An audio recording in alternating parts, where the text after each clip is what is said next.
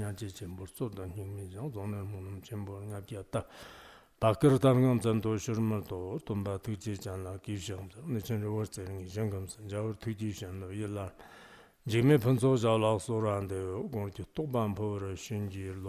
unsurpassed, profound, and wonderful Dharma is difficult to encounter in billions of aeons. I now see it, here to receive and uphold it. I vow to fathom the Tathagata's true meaning. To liberate all beings, let's generate the supreme bodhicitta. Let us now continue with our class on the Surangama Sutra.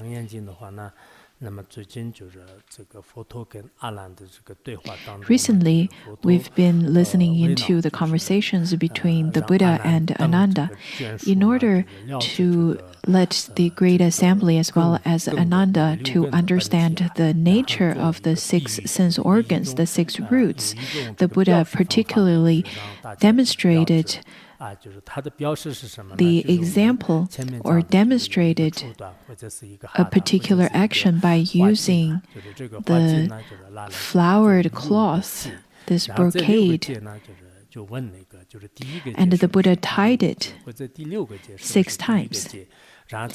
In our last class, the Buddha kept on asking, we've learned that the Buddha kept on asking Ananda as well as the assembly that whether the first knot is the 6th knot.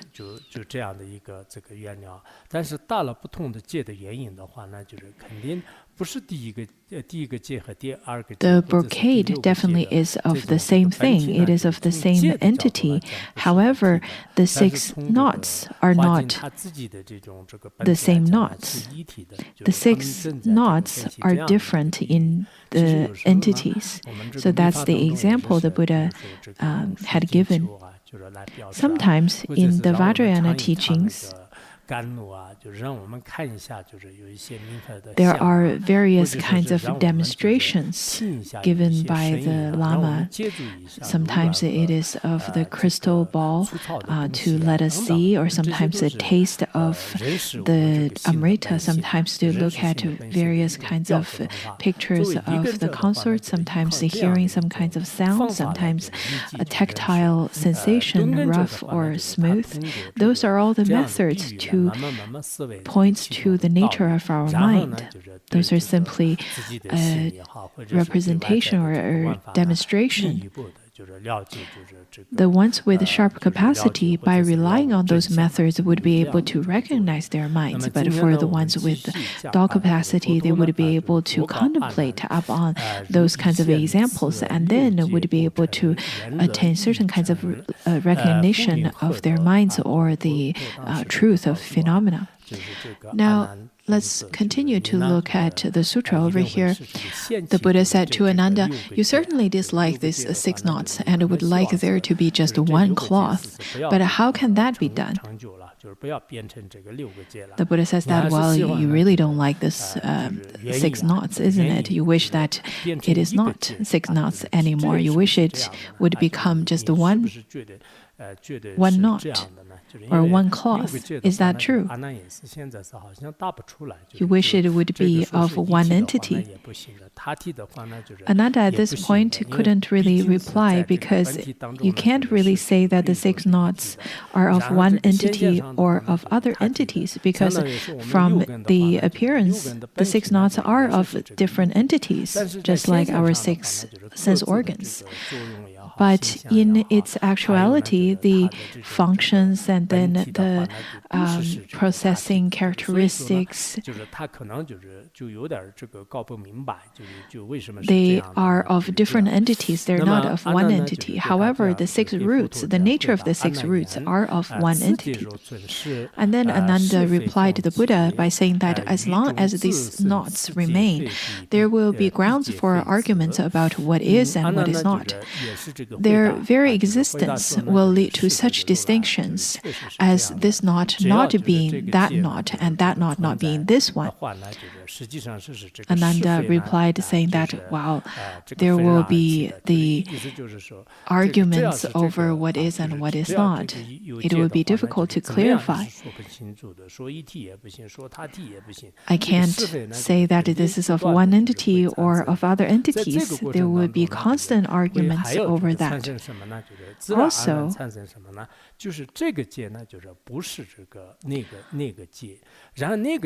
it is natural to have the arguments over this knot is not that knot and that knot is not this knot.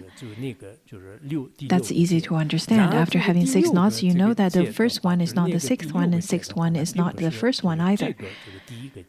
After making such observation,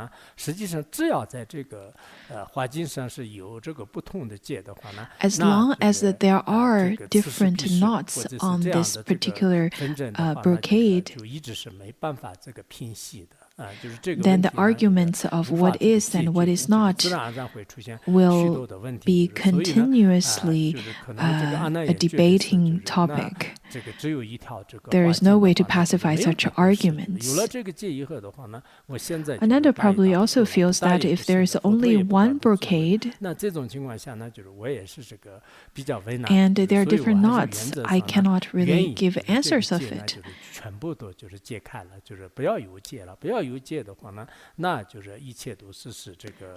And in principle, I would very much wish that all the knots are untied. Wouldn't that be wonderful? We would have no arguments anymore. And then Ananda continued to say that, but if on this day the does come one unties them all, so that no knots remains, then there will be no this and no that. There will be not even something called one. How much the less can there be 6? Ananda really asked excellent questions, and he's dared to ask those questions more so than the other disciples, because the other disciples would be fearing of the magnificence of the Buddha. But Ananda, being a relative of the Buddha, he dares to ask those questions. Ananda over here says that, well, if the world-honored one could unknot all of the 6, that would be untie all of the 6 knots, that would be the best. If there is no knots, then it solves the problems.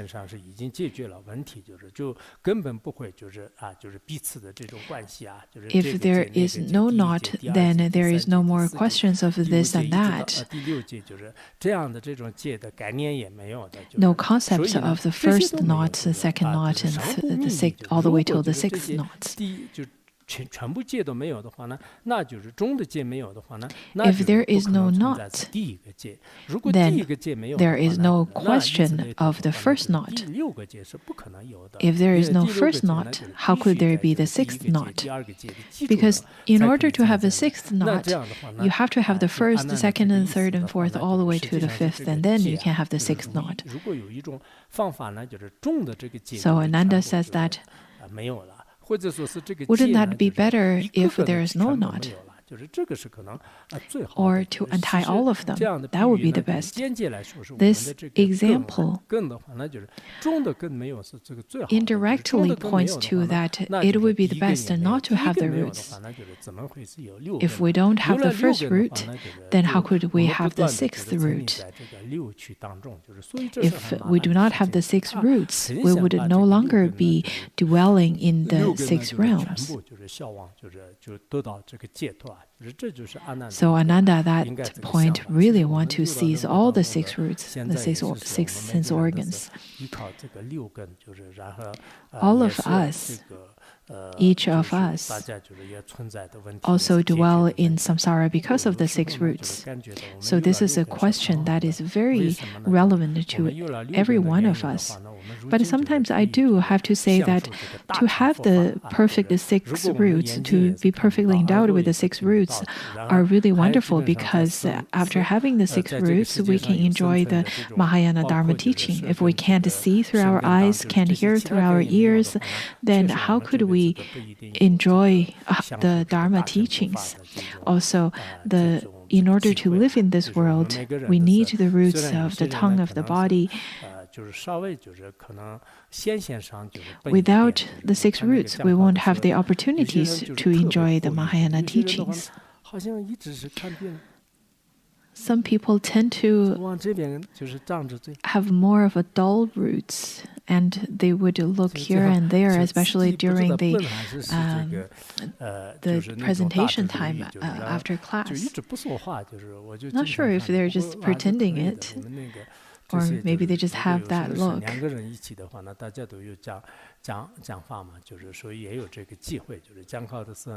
During our post-class presentation time and discussion time, each of us would have the opportunity to talk and discuss the Dharma. But maybe because everyone's memory and their eloquence are different and their roots have different capacities, so we can see that people would react differently during that period of time. But I think in general, having the capacity to receive the Mahayana Dharma teachings, the nectar-like Dharma teachings, is so crucial to all of us. When we look around us, there are so many handicapped people that do not have the perfect endowment of the roots, then it definitely creates lots of inconvenience. And at that time, the Buddha said, when the six are untied, the one is gone. It is of the same meaning. It is to say that if the six roots are resolved, if the roots are not to be produced initially, then there is no production of the first root. If the first root is not produced, then there is no way for the sixth root to be produced. If the six roots are all liberated, then there is no way for the first root, for one root to be existent. It is definitely liberated at the same time. If we were to use the terminology of Mahayana, if one root is self-liberated, then all the other roots are naturally, spontaneously liberated as well.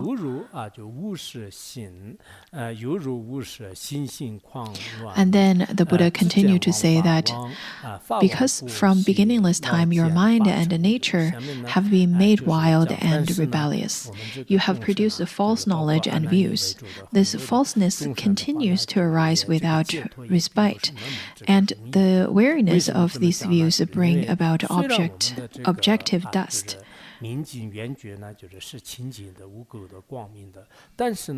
The Buddha points out that Ananda, all the sentient beings, do not attain liberation that easily. Why is that? Because the perfect, pure, and luminous nature, though it is undefiled, it is luminous and pure, but because from beginningless time, the mind has been defiled and has been in this falseness, been veiled by this falseness. Because of that, all kinds of wild and rebelliousness would manifest. It is similar to Yajnadatta having sickness, having this madness. All of a sudden, all kinds of illusions, madness would manifest in front of him, and nothing could stop it. If you were to find a reason, it's difficult to find a reason. Similarly, the sentient beings from beginningless time, the mind and nature have been made wild and rebellious, which then induced in falseness and produced those false knowledge and views. And because of that, all kinds of the objective dust, the adventitious dusts would manifest. That includes the objective form, sound, smell, taste, and so on. According to the Chinese commentary, there are different masters who would explain the six knots into various kinds of that refers to different kinds of knots, such as the knots of movements, of stillness, of cessation. There are different kinds of knots. Also, the five aggregates that could correspond to those as well. But if we were to explain it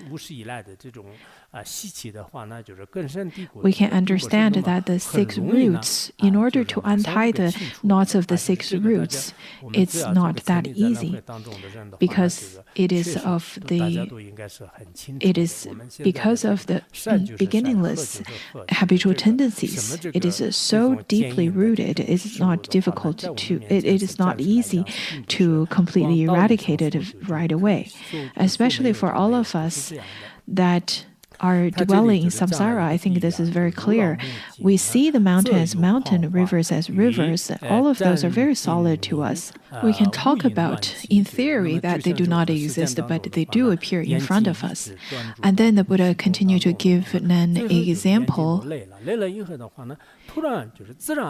He said that it is just like strange flowers appear when your eyes grow weary of staring. They arise at random without any cause within this tranquil, essential brightness.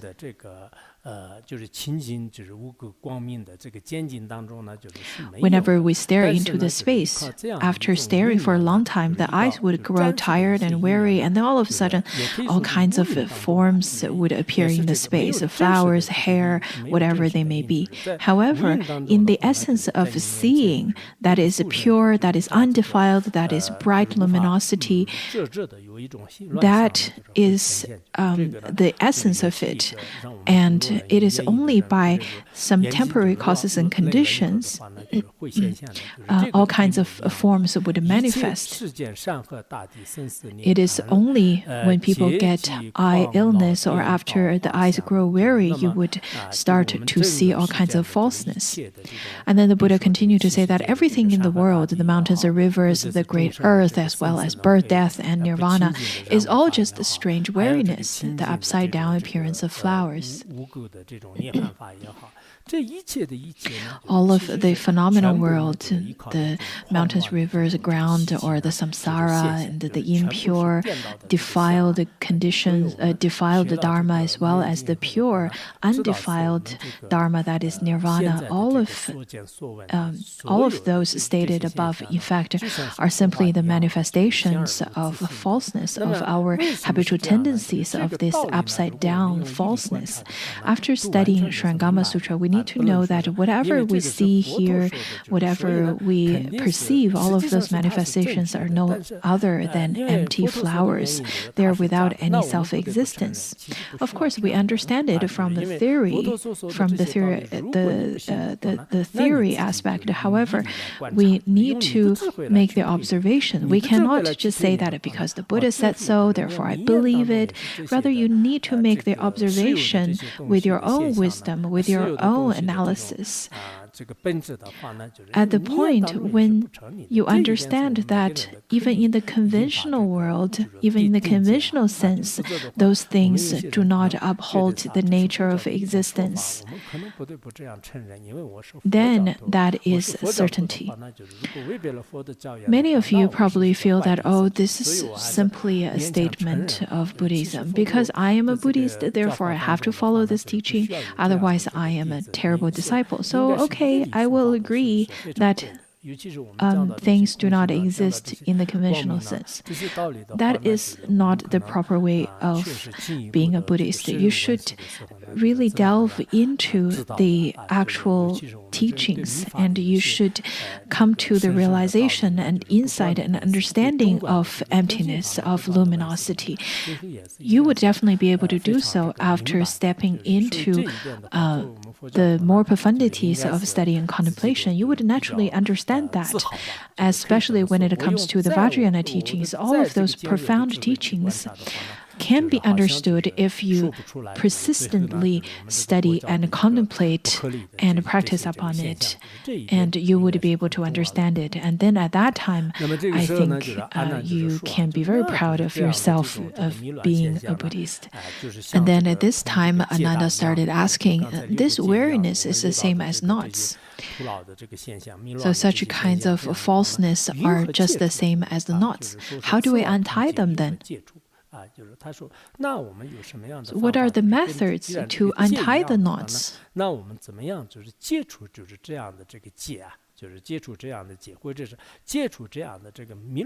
Or how do we untie all of the false appearances? How do we extinguish those false appearances? What are the methods then?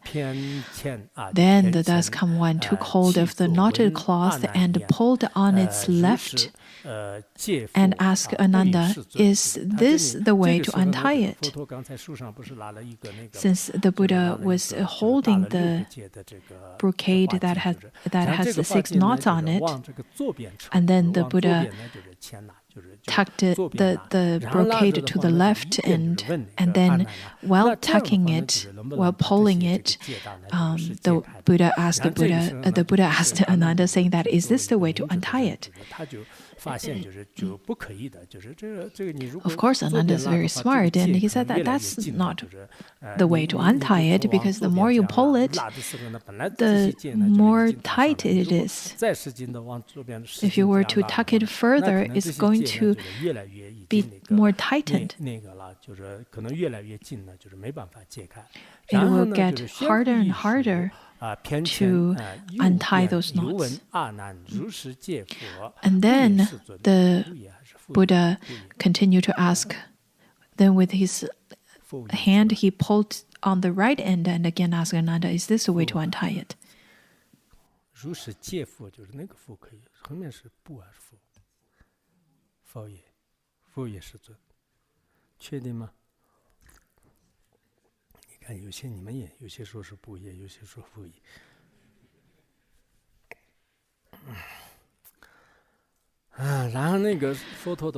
Then, with the world-honored one's hand, he pulled on the right end and then asked Ananda, saying that, in this way, would I be able to untie it? Ananda said, no, that's not possible. If you were to do that, it's just going to get tighter and tighter. It's not possible. The world-honored one then said that, now I have pulled it to the left and right with my hand and still have not been able to undo them. I am not able to untie this knot by tucking it to the left or the right.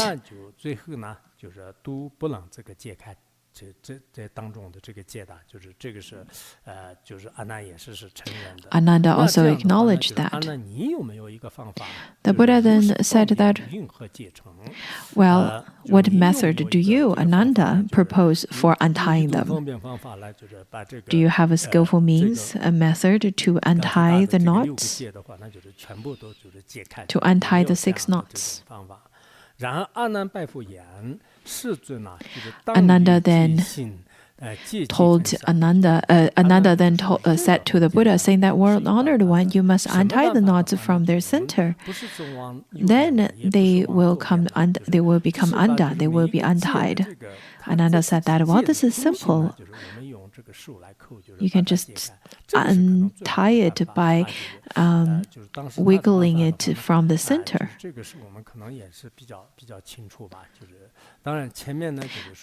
I'm sure you're experienced with that too, how to untie the knot. According to the commentary, it says that tucking to the left points to the graspings of the worldly beings, because the worldly beings would hold on to existence. And then there are the ones that would tuck to the right, which points to the practitioners of the two yanas, because they hold on to emptiness. Either way, those beings would not be able to attain full liberation. Of course, the 2 types of views represents the view of externalism and nihilism.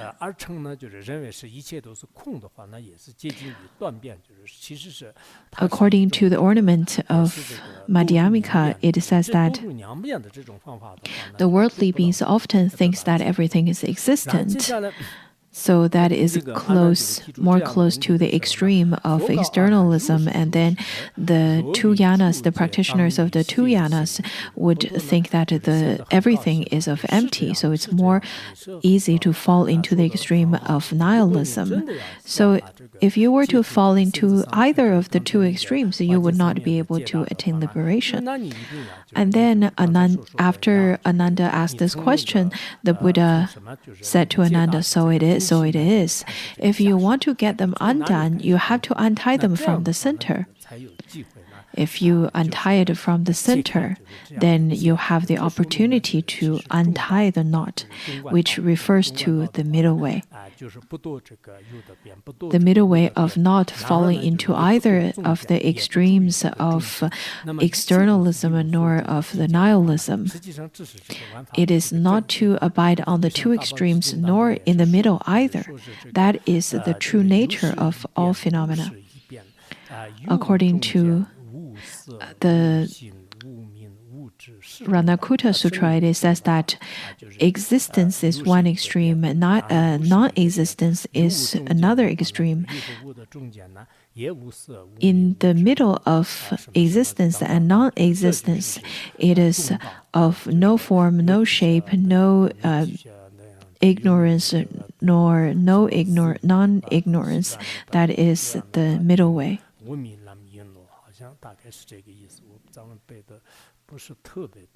I can't remember exactly the terms in the Tibetan language anymore, but anyways, at least you can't speak Tibetan anyways. And you probably would feel that I did a great job memorizing it and reciting it.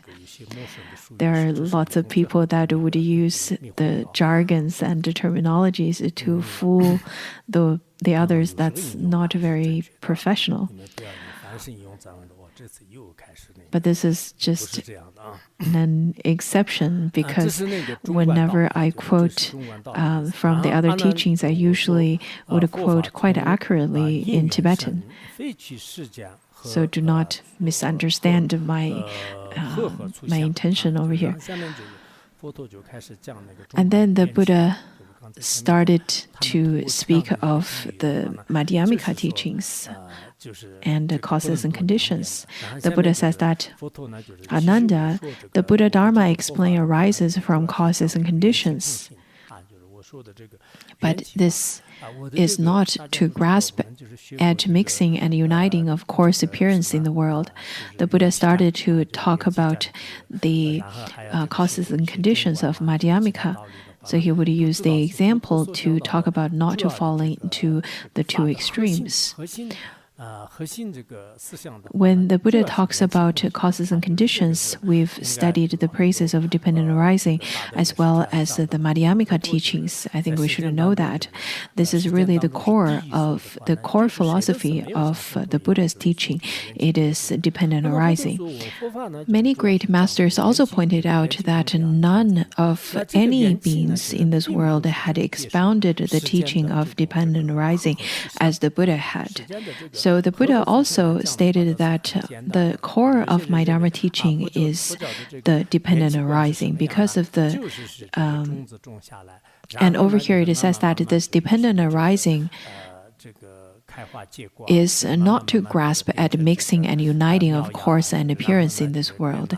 He says that usually people would think that it is of a mixing and uniting of the coarse forms or coarse appearance. But those are really, really simple. And that is why some people would say that, the causes and conditions and the dependent arising according to Buddhism is like planting a seed, and then it comes to fruition. It becomes all kinds of parts of the plants, such as roots and stems and leaves and flowers, and then fruition. Well, it is a very coarse aspect of causes and conditions and dependent arising. We can say that when we were young and then we grow up and then we reach the time of youth and then the mid-age and then seniors and then we would die. So that is also part of causes and conditions. But those kinds of causes and conditions are not the profound causes and conditions that the Buddha is referring to over here. Those are simply the very rough and very coarse aspect of the dependent arising. Because even the worldly beings understands those kinds of coarse causes conditions. But the Buddha over here states that the thus come one understands all worldly and world transcending dharmas and knows their fundamental causes and what conditions bring them into becoming. So, for example, as the sentient beings, the animate and inanimate world, our true nature, that is the Buddha nature, with causes and conditions, it slowly manifests into the impure world, for example. If we were to recognize the true nature of it, we would be able to attain certain fruitions. Those are quite profound and subtle. It is with the profound and subtle causes and conditions that is the kinds of dependent arising that the Tathagatas are talking about. It is not some of the very simple causes and conditions that by planting a seed, you will reap the fruition that's associated with seeds. For those, even a biologist would understand that. Even the ones who had never studied science or philosophy, even farmers would understand if you were to plant the seeds of barley, you will reap barley. These kinds of concepts, the farmers and those herdsmen knows them very well. The worldly beings often would talk about planting the seed of melons, you would reap melons, and planting the seeds of beans, you would reap beans.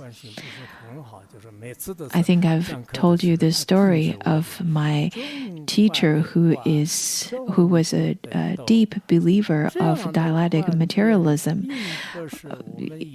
My teacher didn't like me back then, and he would stare at me and says that by planting the seed of melon, you would reap melon. Planting seeds of beans, you would reap beans. Those kinds of opinions and philosophy is not anything religious, and one should not be superstitious about this. And then he would have kept on staring at me out of the whole crowd and to say that, well, there are some of you who's not believing in science completely. So in terms of nurturing the students, we have to nurture their mind.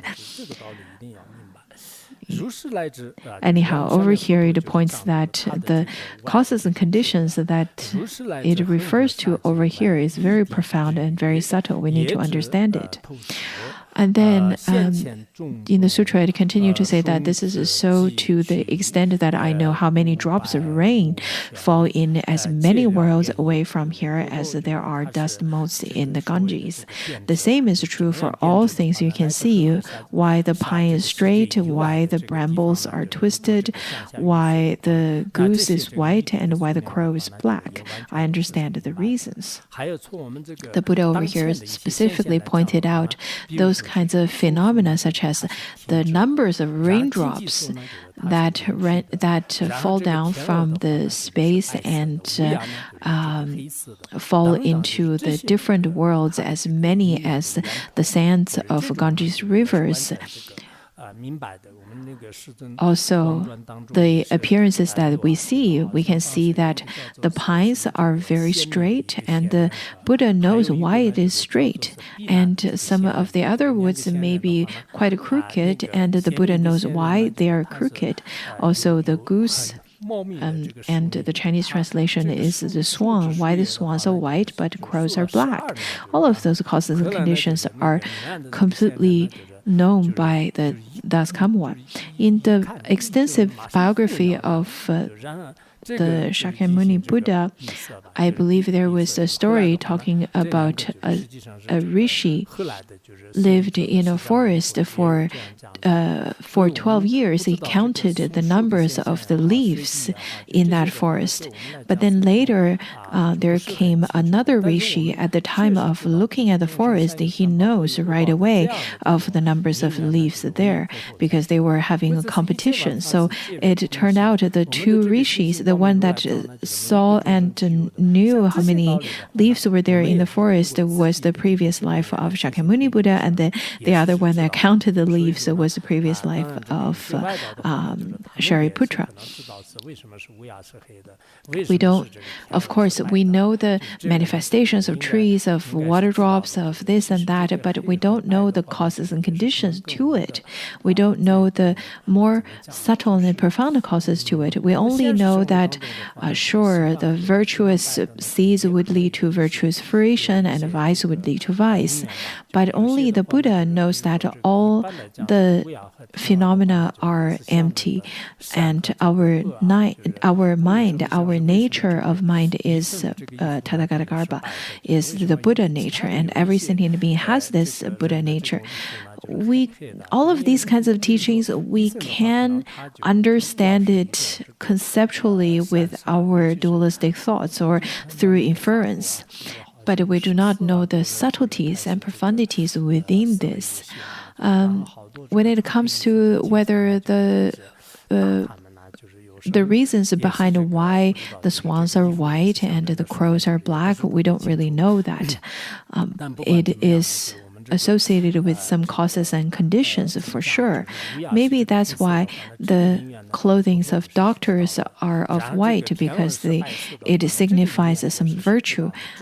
Recently I saw some news that a lot of people in France was on the street and they were having certain kinds of demonstrations, and then some of the police that was wearing black clothing started beating them up. So sometimes it also, the colors signify certain tendencies and those causes and conditions that we don't know, but the Buddha knows.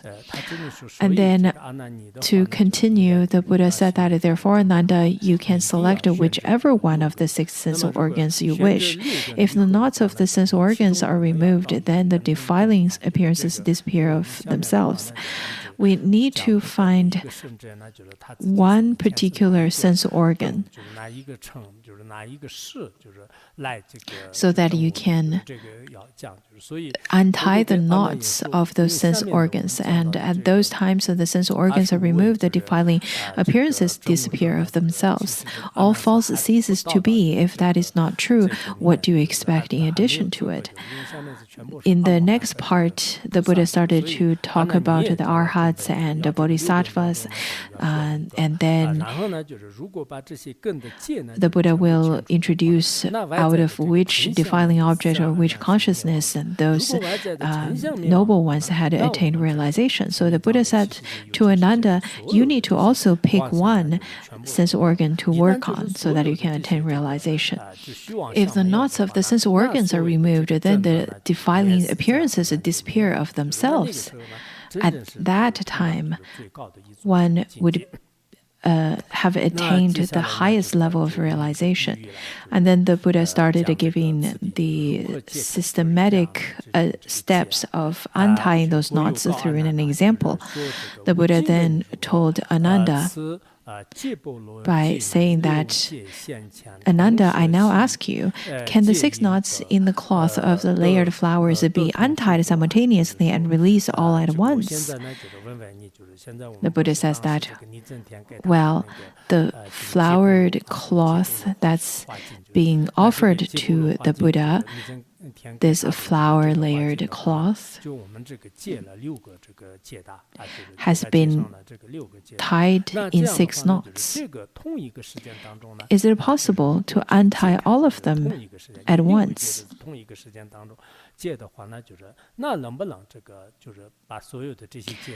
Can those ties be simultaneously released? This is a question.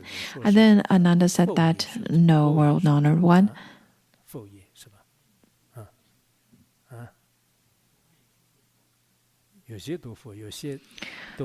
What's the pronunciation of no?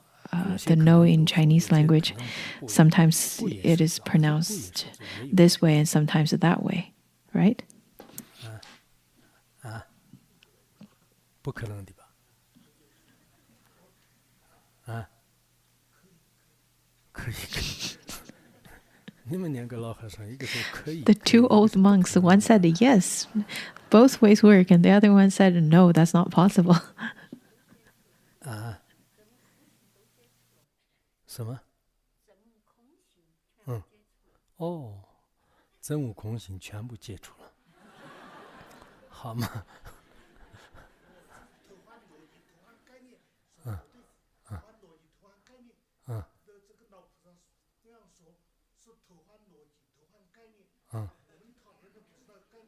哦，那个老菩萨说是偷换概念、偷换逻辑，不对是吧？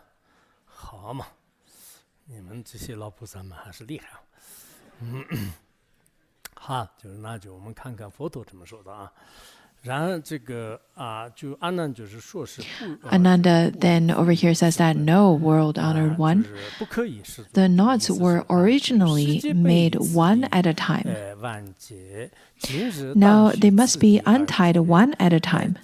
The substance of the 6 knots is the same, but they were not made simultaneously. And so now, when it is time to release them, how can they be untied simultaneously? Ananda's reply is that at the time of tying those knots, it was one at a time. It was not tied simultaneously. Unlike maybe there are people, for example, the Qigong masters would be able to do it really quickly by blowing some air. But over here, the Buddha made those knots one by one. So at the time of releasing those knots, you need to release it one by one.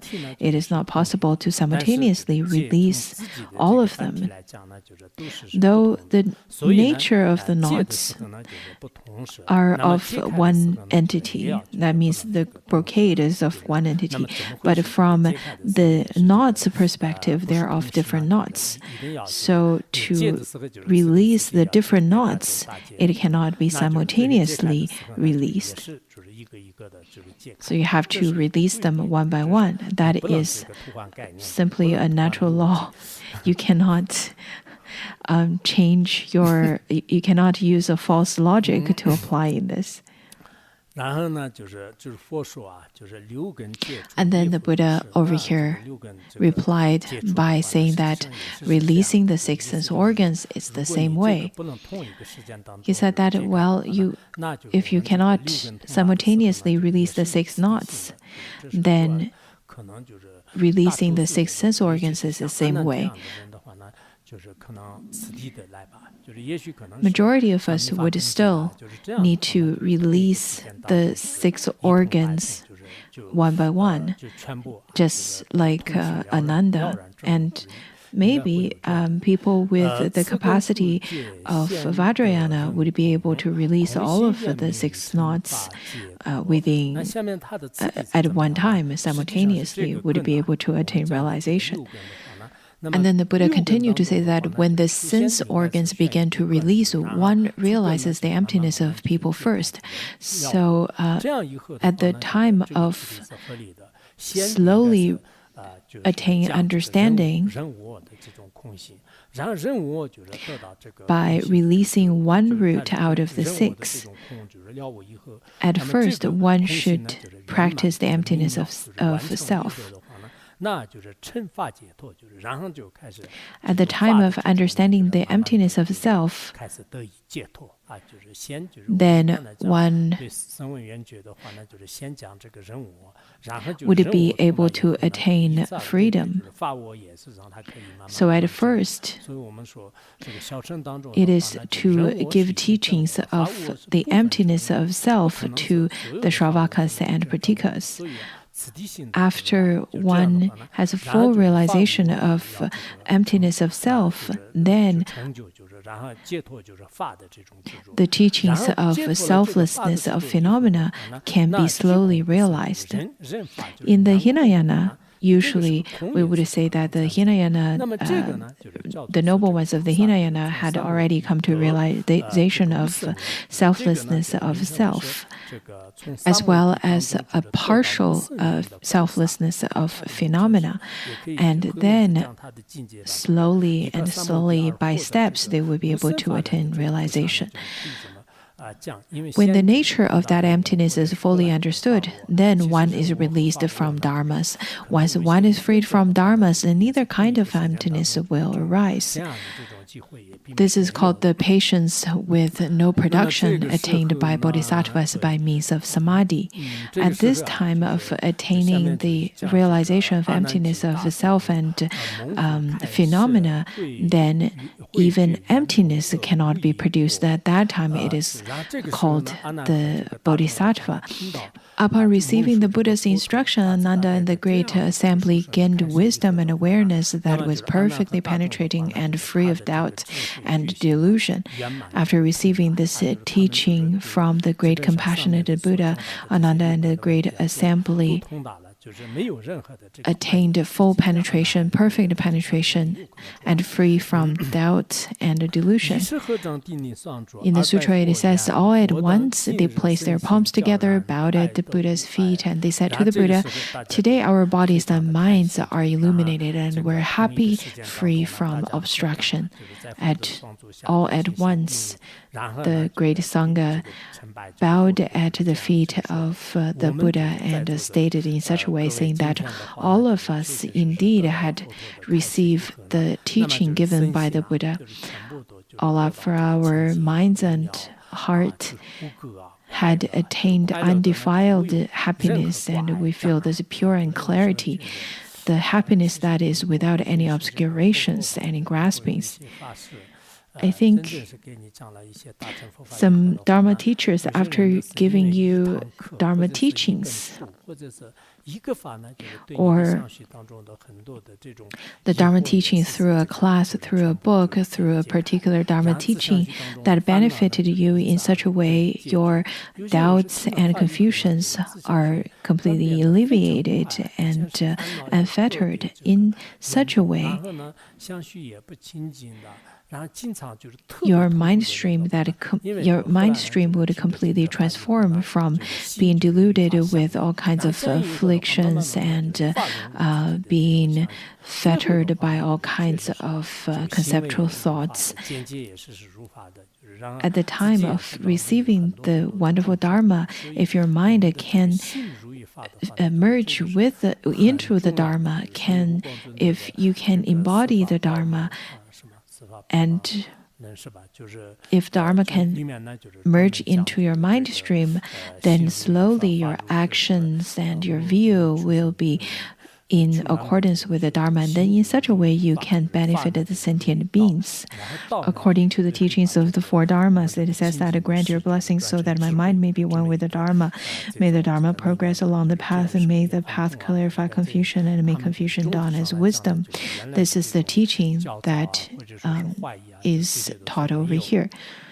As we can see that the Great Assembly had already eased their anxiety or doubts or confusion, but then maybe Ananda still has some confusion, because over here Ananda says that we have understood the meaning of the ending of the 6 and 1.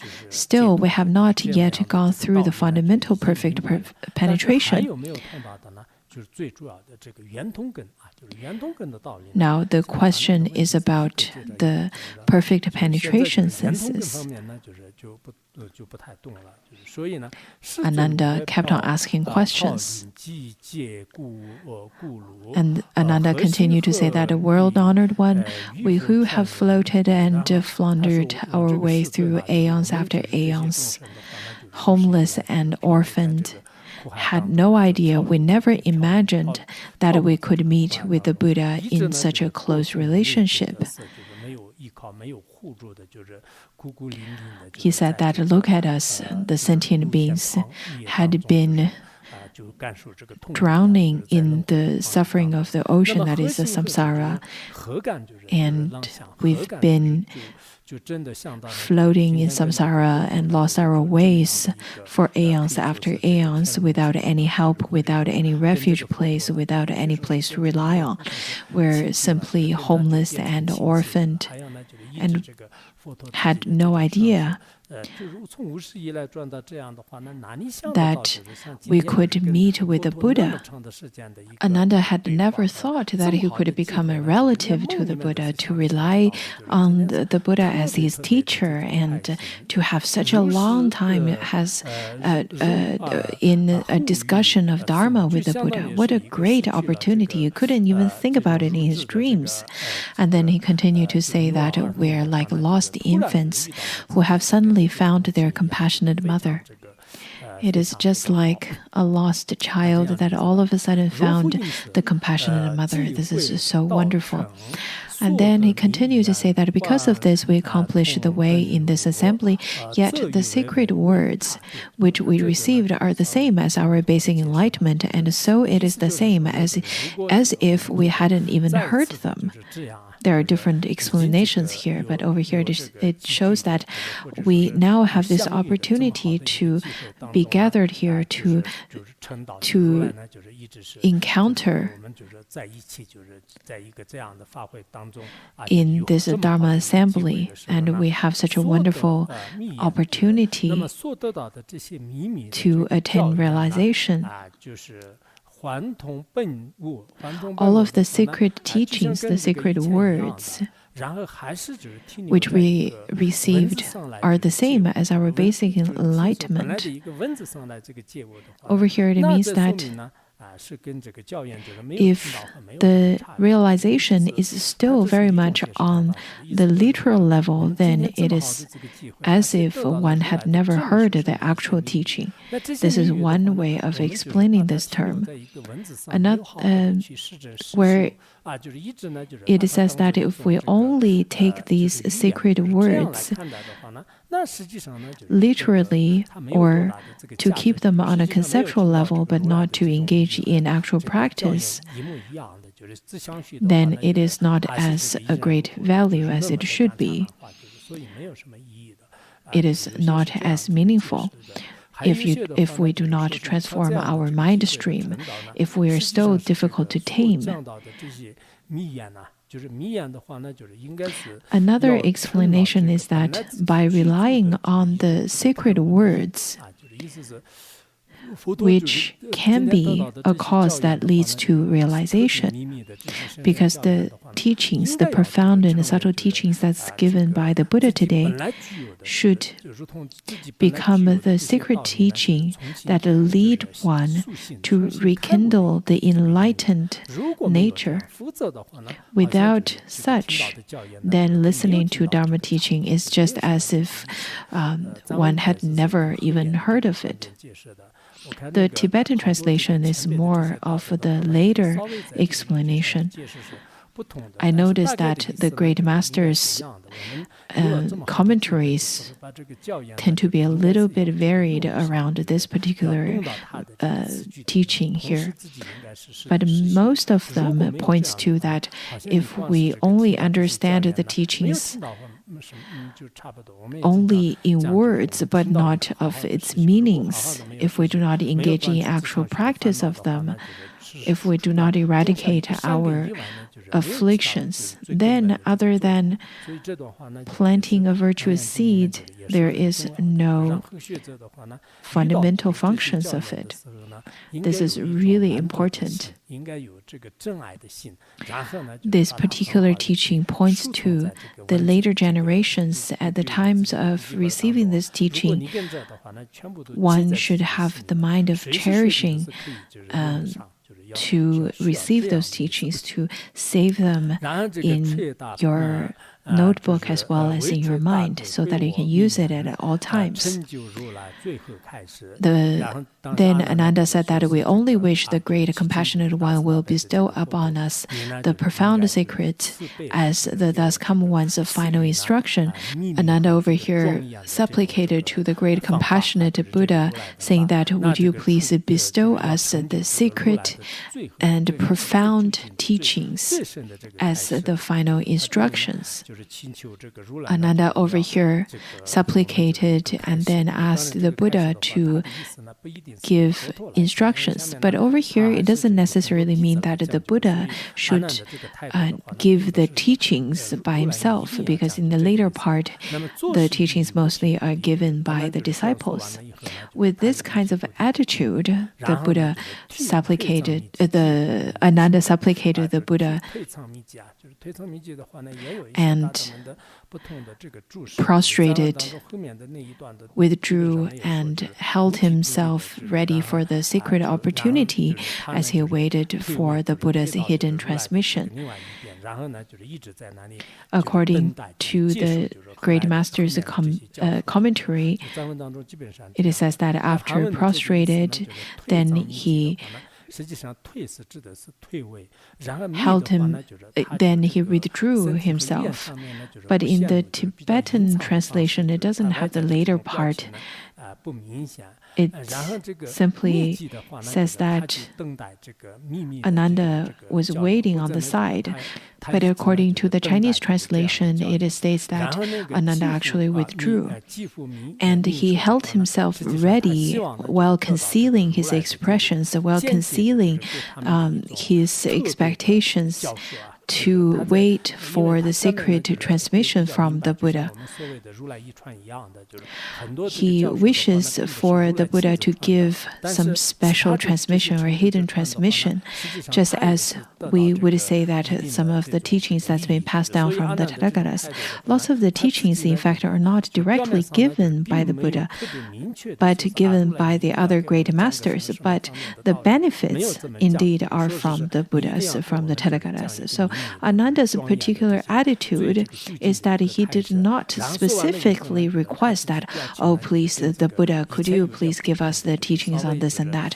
It is not like that at all. He rather said that, would the Buddha expound the teachings or give instructions? Would the Buddha give some hidden transmissions, waiting for the hidden transmissions? So this is his particular attitude, without really revealing his expectation. Rather, he awaited for the Buddha's transmissions, waiting for the opportunity. This is his attitude. And then the Buddha, the world-honored one, told all those in the assembly who were great bodhisattvas and great arhats, their outflow extinguished. All of you bodhisattvas and arhats who were born from within my dharma and have attained the stage beyond study, I now ask you, within the great assembly, there are humans and non-humans and mundane beings and heretics. There are great numbers of beings in that assembly. And then he told the great bodhisattvas, saying that those of the bodhisattvas who had already extinguished the afflictions, as well as the arhats, all of the elites of my students, saying that all of you bodhisattvas and arhats who are born from within my dharma and have attained the stages beyond study, I now ask you, when you first brought forth your resolve and became enlightened to the 18th realm, which one of these brought perfect penetration? Through which expedient did you enter Samadhi? The Buddha then says that I'm going to give you a test. All of the 25 disciples, in the later part, all the 25 disciples will start to expound the 18 dhatus and the 7 great elements.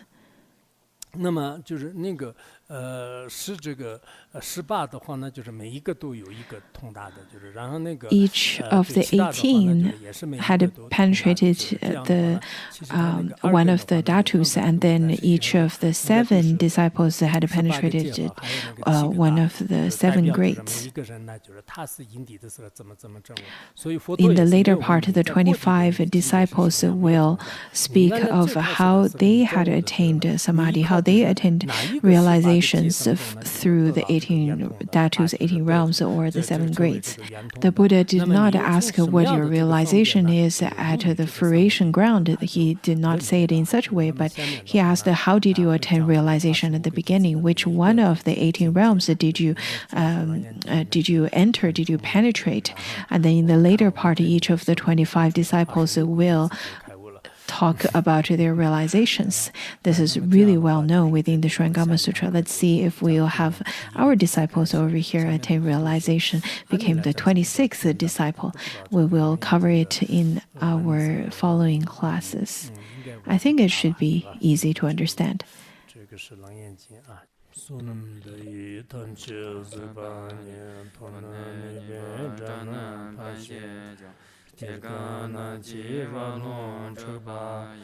Chubum solen jowa jowa xiong